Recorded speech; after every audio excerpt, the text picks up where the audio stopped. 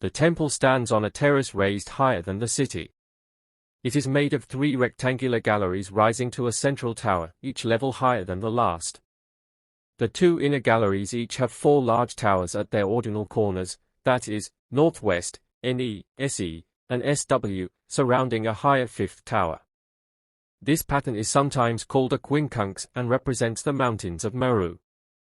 Because the temple faces west, the features are set back towards the east, leaving more space to be filled in each enclosure and gallery on the west side. For the same reason, the west-facing steps are shallower than those on the other sides.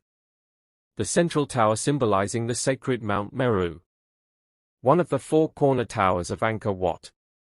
A view of the outer gallery of Angkor Wat. Manika interprets the galleries as being dedicated to the king, Brahma, the moon, and Vishnu. 15. Each gallery has a gopura at each of the points. The outer gallery measures 187 meters, 614 feet, by 215 meters, 705 feet, with pavilions rather than towers at the corners. The gallery is open to the outside of the temple, with columned half-galleries extending and buttressing the structure. Connecting the outer gallery to the second enclosure on the west side is a cruciform cloister called Pre-Poan, meaning, the 1,000 Buddhas, gallery. 11. Buddha images were left in the cloister by pilgrims over the centuries, although most have now been removed. This area has many inscriptions relating to the good deeds of pilgrims, most written in Khmer but others in Burmese and Japanese. The 4 small courtyards marked out by the cloister may originally have been filled with water. 60. North and south of the cloister are libraries.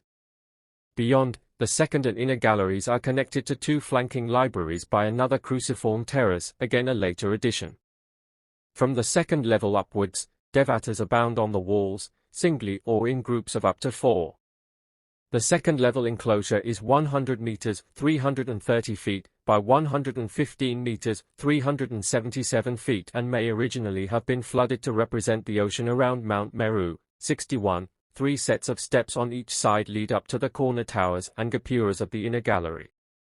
The steep stairways may represent the difficulty of ascending to the kingdom of the gods. 62. This inner gallery, called the Bakan, is a 60 meters, 200 feet, square with axial galleries connecting each gopura with the central shrine and subsidiary shrines located below the corner towers.